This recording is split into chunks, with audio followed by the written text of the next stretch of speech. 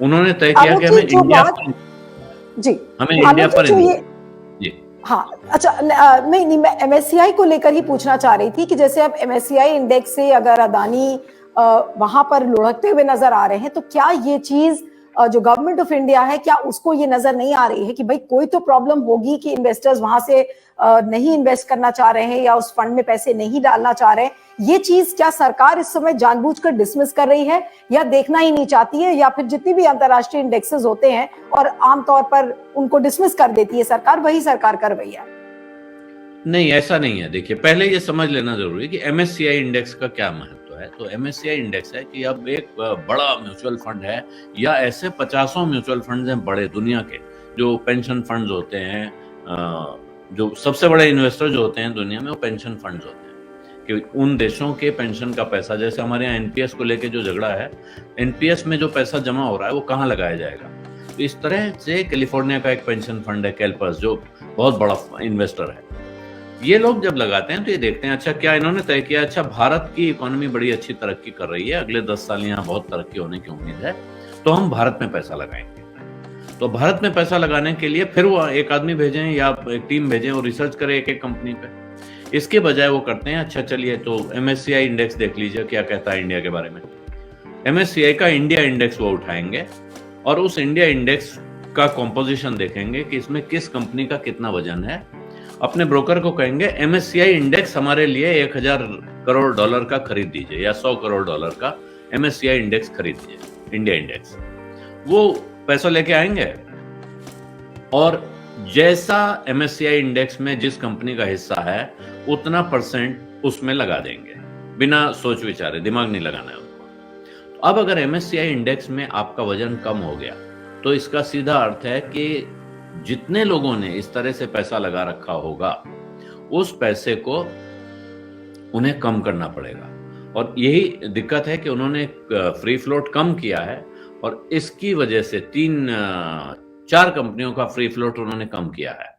Adani enterprises जो उनकी flagship company है, Adani total gas, Adani transmission और एसीसी, इन 4 को कम किया है। बाकी का कोई फर्क नहीं किया, कोई उनमें न कम किया न बढ़ाया है।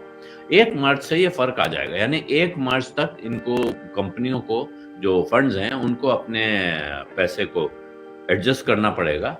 और ये एमएससीआई के इमर्जिंग मार्केट्स इंडेक्स में इनका अभी तक जो 4 कंपनियां हैं इनका वेटेज था 0.4% एमएससीआई इंडेक्स में, और जो अब अंदाजा लगाया गया है उसके हिसाब से लगभग 428 मिलियन डॉलर इन 4 कंपनियों में से निकल सकता है ये जो रीजिग हुआ है इसके फलस्वरूप। तो ये पैसा अभी निकलेगा और इसकी वजह से और आपको दिखेगा कि अब दूसरे लोग भी इस पे दिमाग लगा रहे हैं।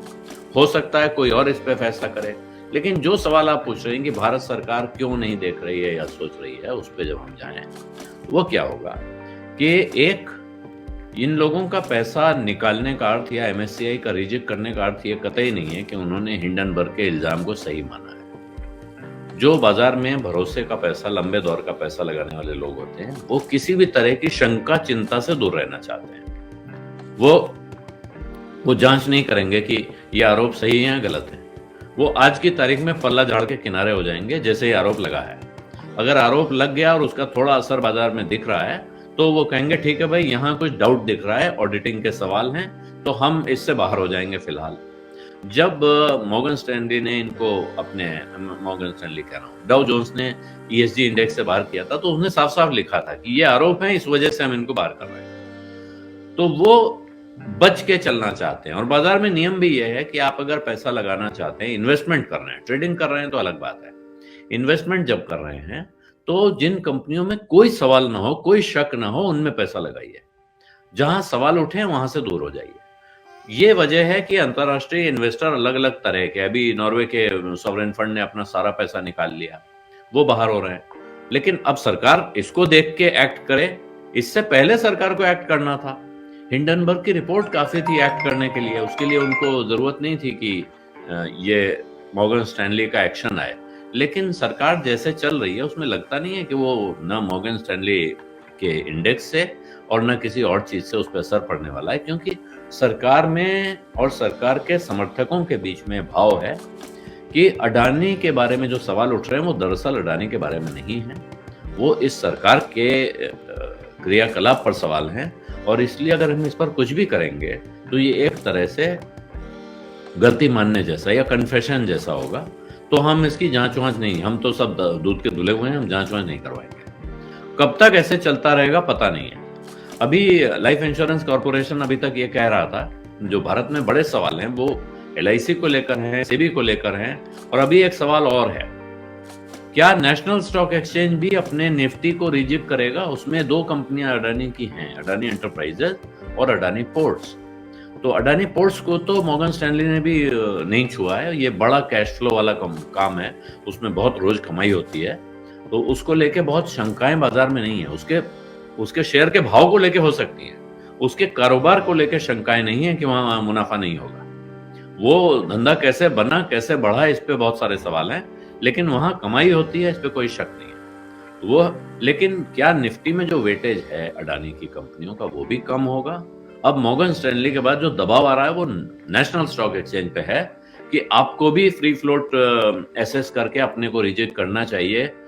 तो वहां कम होने का अर्थ होगा कि फिर जो भारत के जो इंडेक्स फंड्स हैं, जो निफ्टी में पैसा लगाते हैं, उनको भी अपना प्रोपोर्शन कम करना पड़ेगा उसी हिसाब से, अगर निफ्टी NSE रिजेक्ट कर देता है।